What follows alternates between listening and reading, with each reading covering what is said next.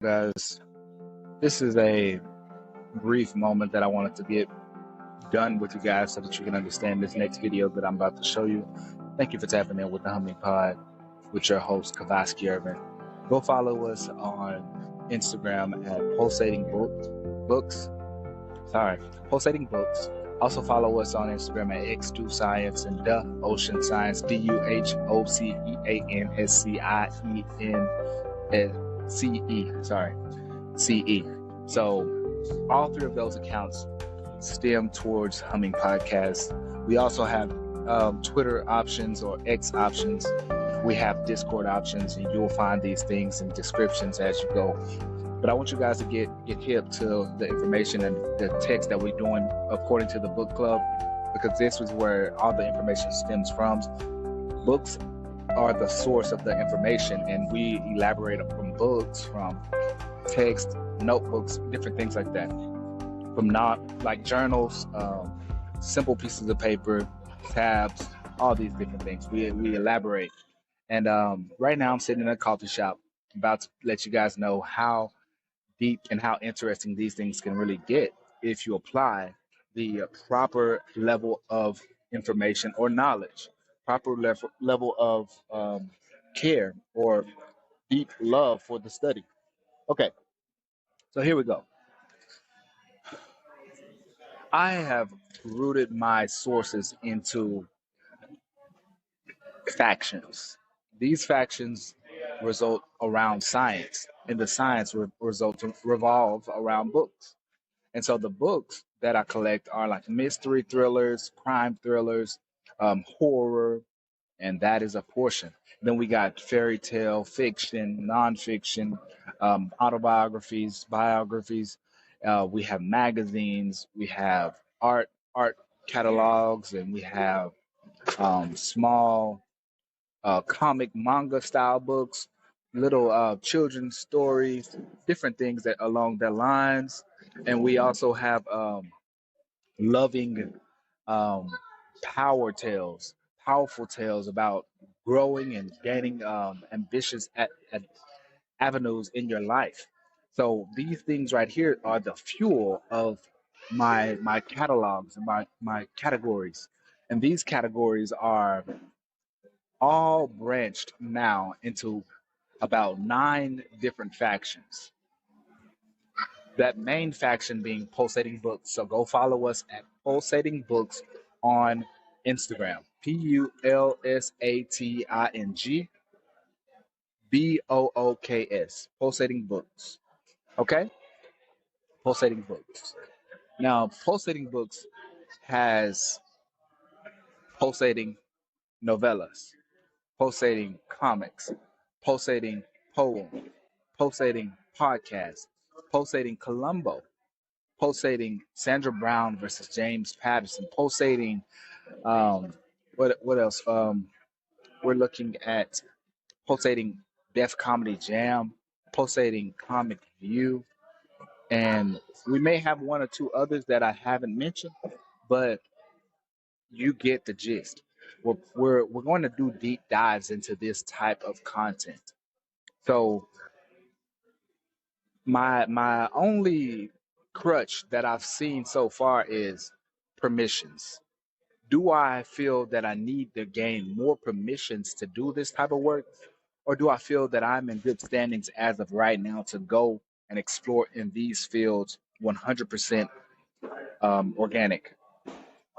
And I would not say right now that that is a firm yes, because this type of content is very, very exploitive, and it shows people how to really view things. Me having a degree in psychology, this is my practice. This is how I show it. But this is also just a small hobby, so we can elaborate hobbies and the value of personal knowledge. So, with that being said, I want you guys to also give me the green light or okay if you agree that this is a wonderful idea, a good idea, or if you feel that this idea may be some rooted in me maybe finding a bit of trouble along the way. If I might find trouble in this path, in this position, or where I'm at right now. So Now that we have this, I want you guys to know that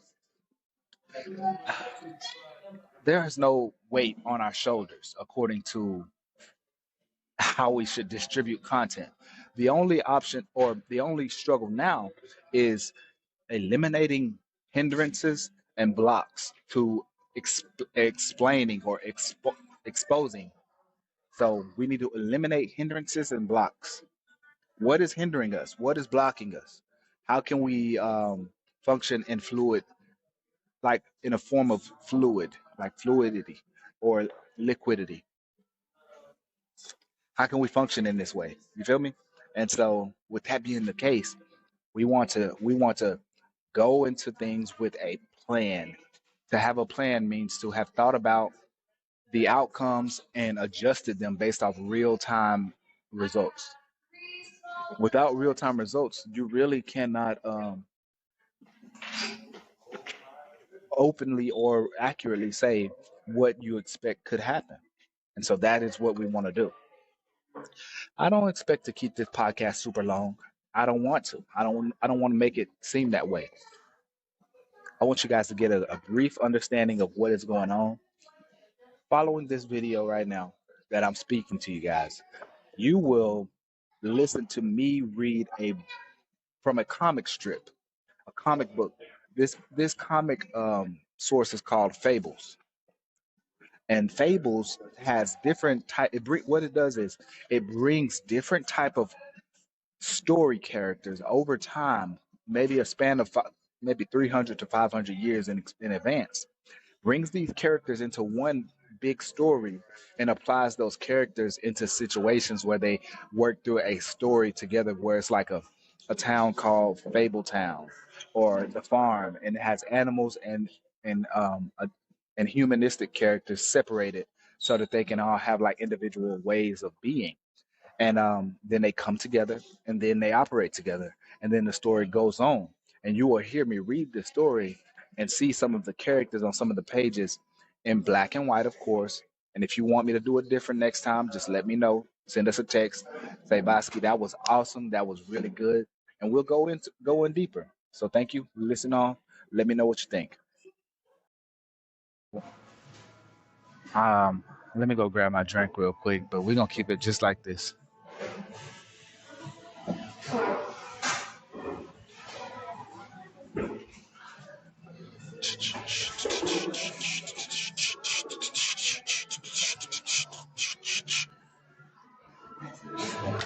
Why?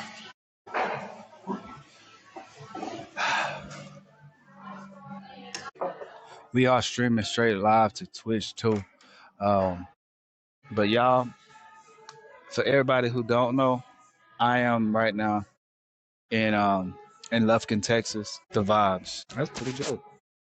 Lufkin, Texas with the vibes. So much going on. So we got to be thankful for these little moments right now because, I mean, who could imagine all the stuff that's going on right now at this time? From one crazy thing to the next. That's just how it seems right now. One crazy thing to the next. I'm over it. But here's another Michael Connelly book that I love. The Poet. Totally love this book. I wish I had this one signed. People always go up like blah blah blah blah blah. The sign the Poet book because it is a really good book. But personally, I just bought it because I just read it because I discovered it. I didn't have a real reason to read it. I just discovered it and just decided to read it. So right now, let me go ahead and just relax and read this Fables real quick. Do a little bit less. The one that I was gonna read is number 11.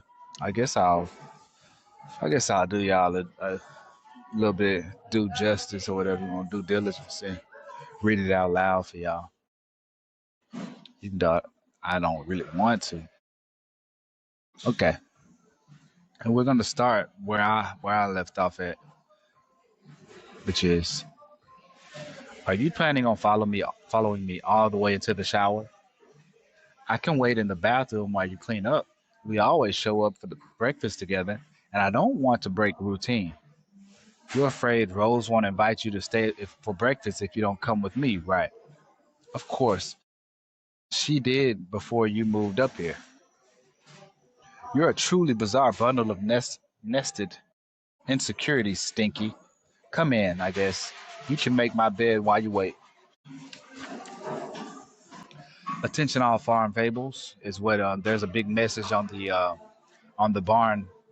So basically, for those who don't know what fables is, you go ahead, do your research, find out. You'll see it's a real good sequence of comics, and it's really well done. Attention, all farm animal fables. Important meeting in town square today at noon. Please spread the word to those who can't read or live out in the farms, more remote corners. And here that we see that big and blasted, right? And that the animals are reading it.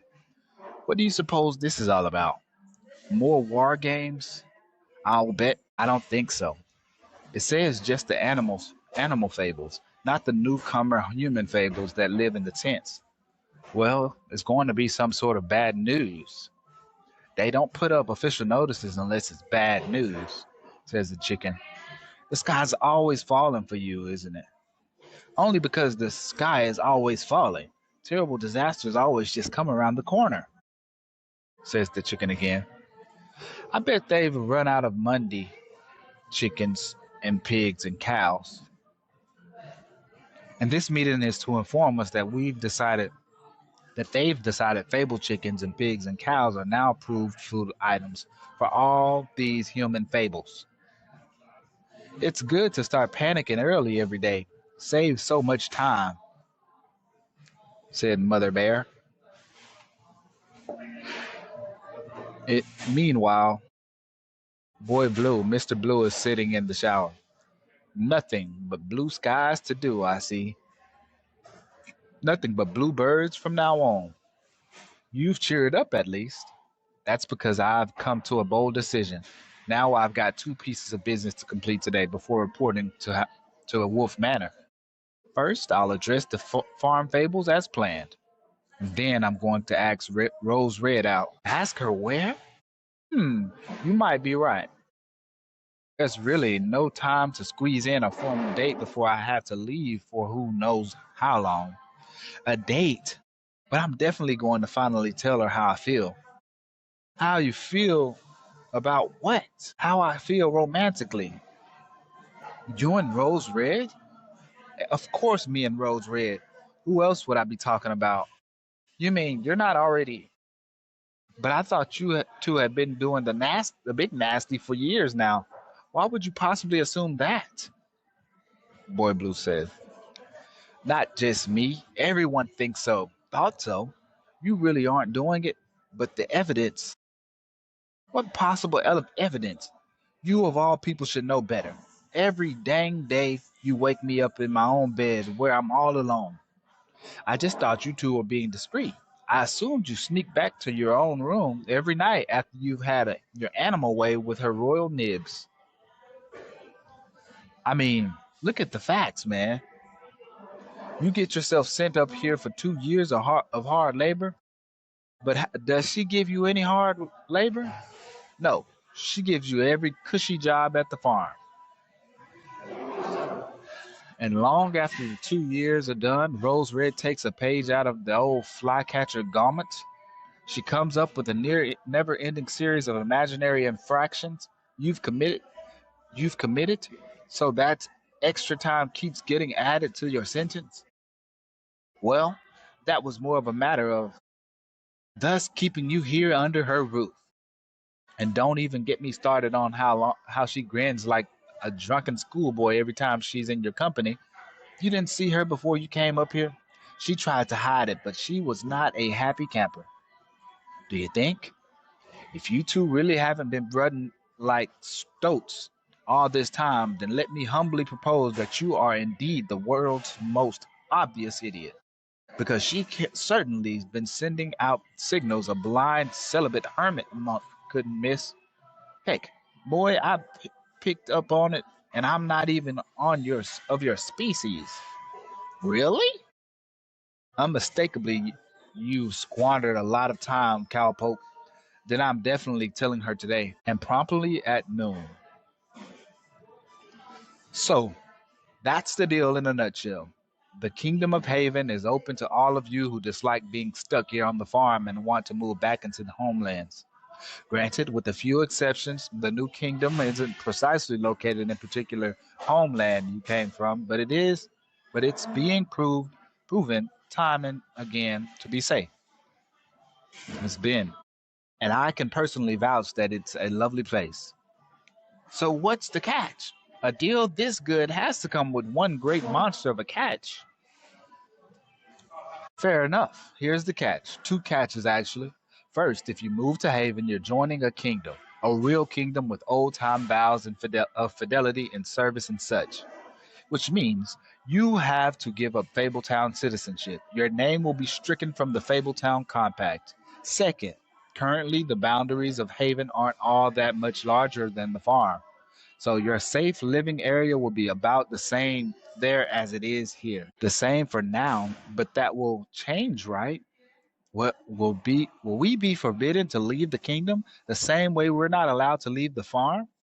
No, not at all. But keep in mind, everything outside Haven's borders is still Empire territory, so you'll be taking your life in your own hands, or wings, or paws, or hooves. Everything every time you choose to wander outside the king's magically protected holdings. Okay, so that's the offer. Rose Red has a few things to say about it before we take any more questions. Thanks, handsome. First of all, let me say that I'm going to dearly miss anyone who decides to leave. And let's be clear that this is an individual decision for each of you. This is one choice that can't be made by groups or families, no matter what sort of subgroupings you still identify yourself with. So don't let others pressure you to stay or go. This is the single biggest life changing decision you had to make since originally fleeing the homelands, and no one else has the authority to make it for you. Every year on Remembrance Day, we drink the traditional toast. Next year in the homelands. Well, my dear friends, it seems the elusive next year is finally this year. Starting Monday, those of you who choose to come to can take a giant step closer to home. So, in closing, let me, oh crap, I promised myself I wouldn't cry. Maybe we'd better wrap this up for now, folks. Give me yourselves time to talk things over and ponder your options. Hey, look at that page.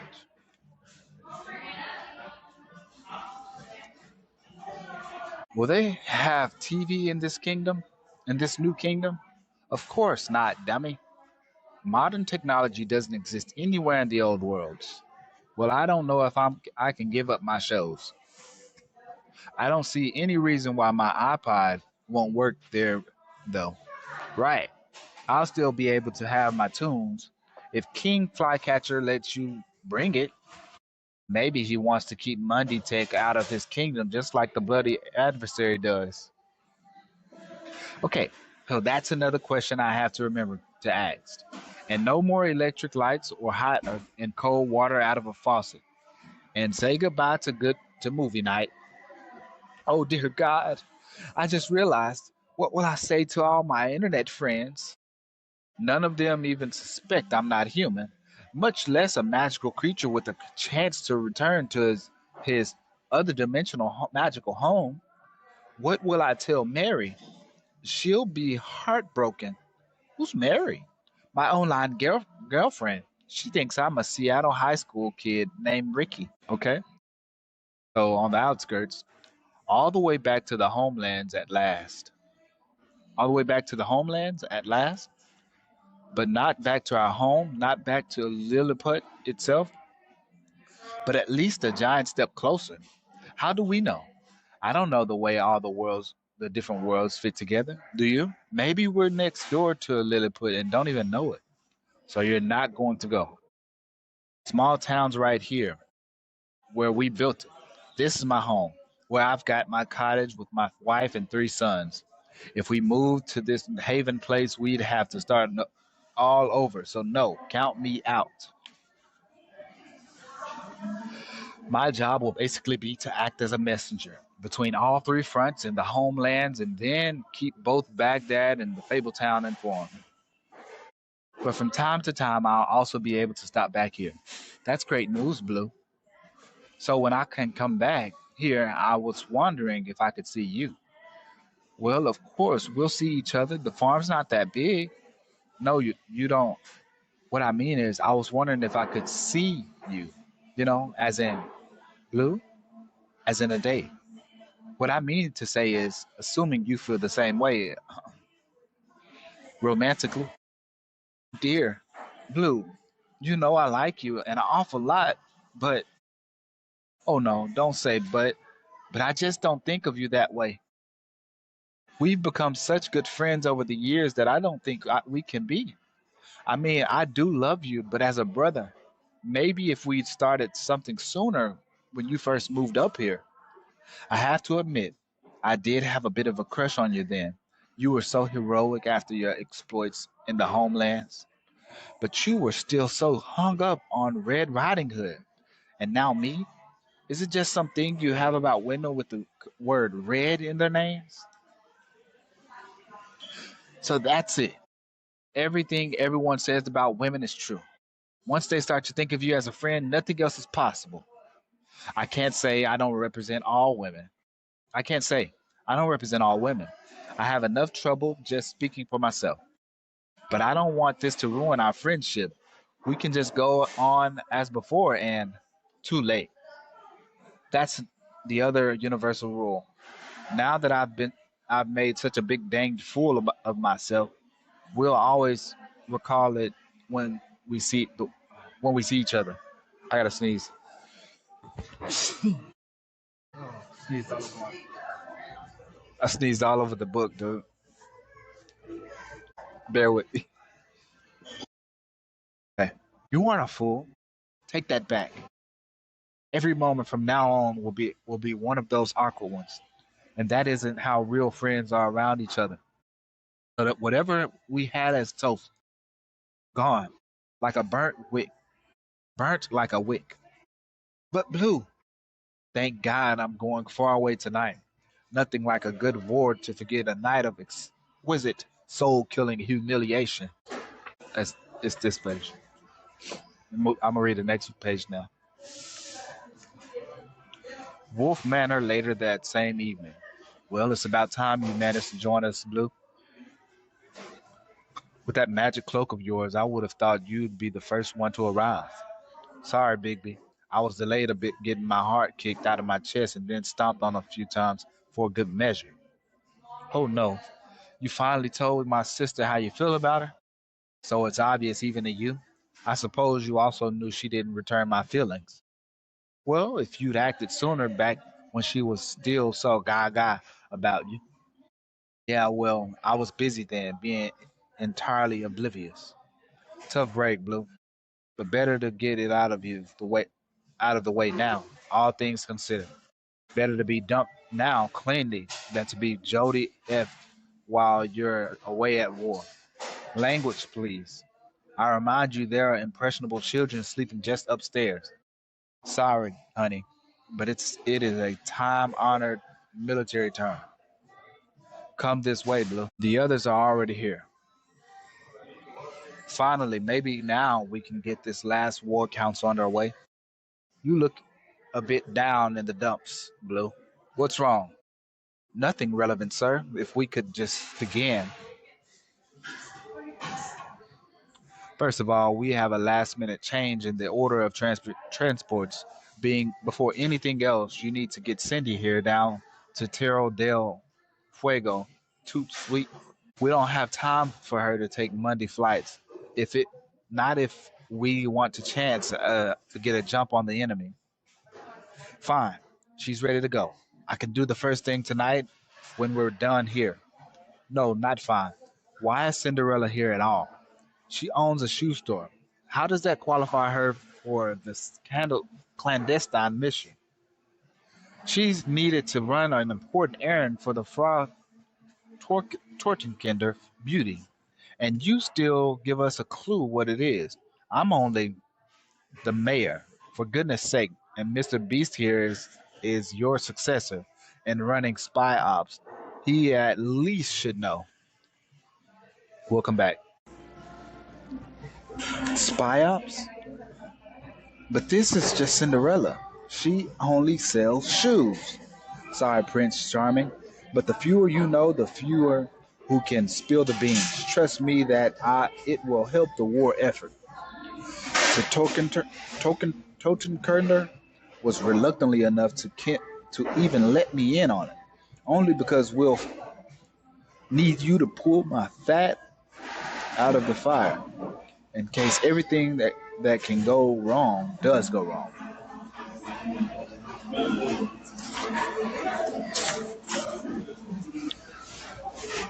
Let's move along, shall we? After you get Cindy on our way, I'll need you next for the transfer to Baghdad. And over the next few days, you'll be bringing the bulk of my forces over.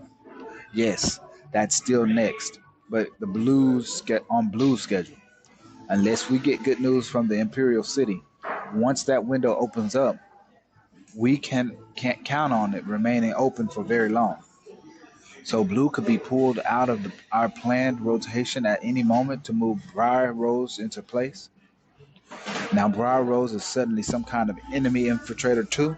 Am I the only one here who isn't a secret super spy? Now, now, honey, settle down. We're about to bring everyone up to speed tonight.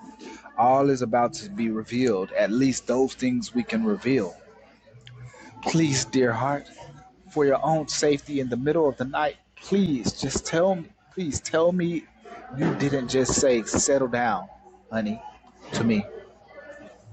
Moving right along, just as if no one heard that bizarre little aside. Putting my team into position is the last thing we'll want to do, since it needs to happen just before the start of combat operations. Any sooner, and we risk discovery. But there's still the matter of the farm fables. I just got done promising them I'd be available to transport them to Haven, at least those who chose to go, or choose to go.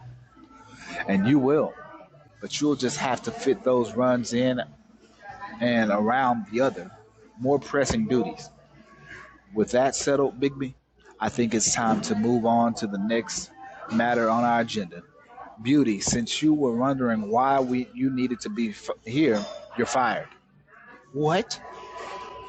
As of now, you're no longer my deputy mayor. But, but, King Cole, assuming you're still waiting, of course, then I appoint you my deputy mayor, effectively immediately. How dare you? What the heck is going on here? Shh, my children are have very good hearing. Don't worry, honey. You'll have your job back in 2 or 3 days. Trust us.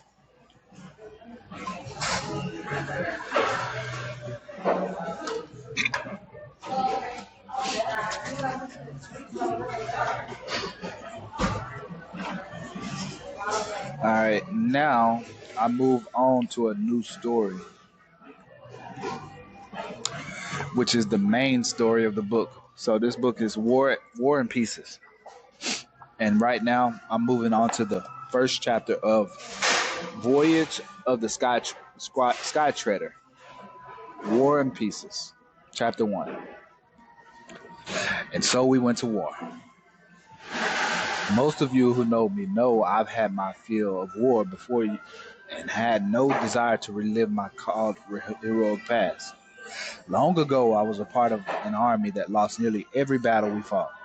By steady attrition, I lost every one of my friends, my commanders, and my comrades in arms, ultimately losing the homelands to their adversary and his puppet emperor. Believe me, I would have been content to be a clerk or some other sort of office drone for the rest of my days, but it was not to be.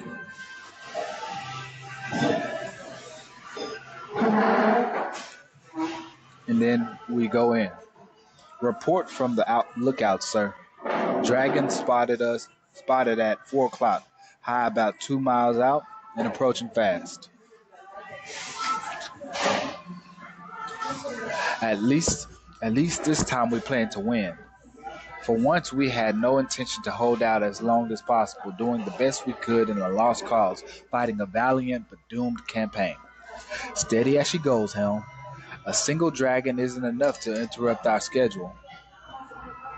My compliments to the duty sniper. Kindly remove that creature from my sky, sir. Here. Then we go. I want to go.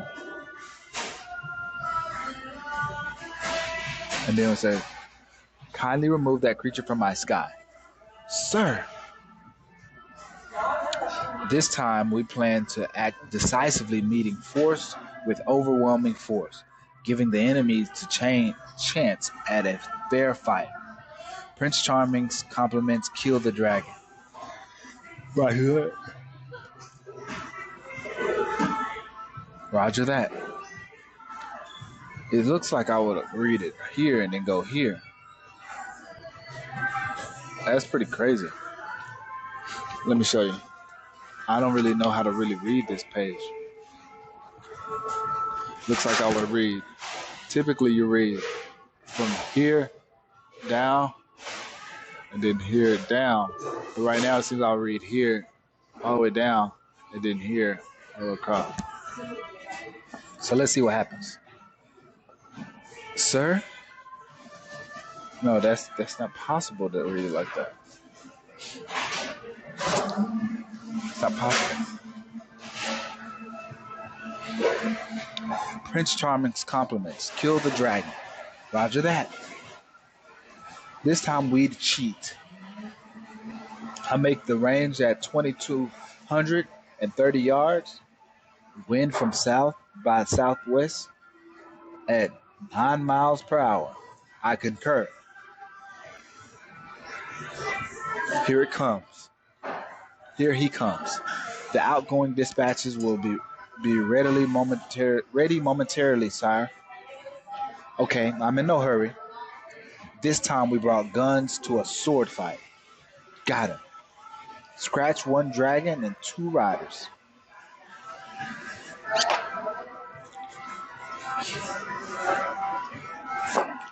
But this is actually a long, so this has, let me see if I can make it to the next chapter. The epilogue here is called Amnesty. So as of now, I'm on chapter 1, but this specific one has, cannot find the beginning of this chapter. 4 chapters, not possible. That's only 1 chapter.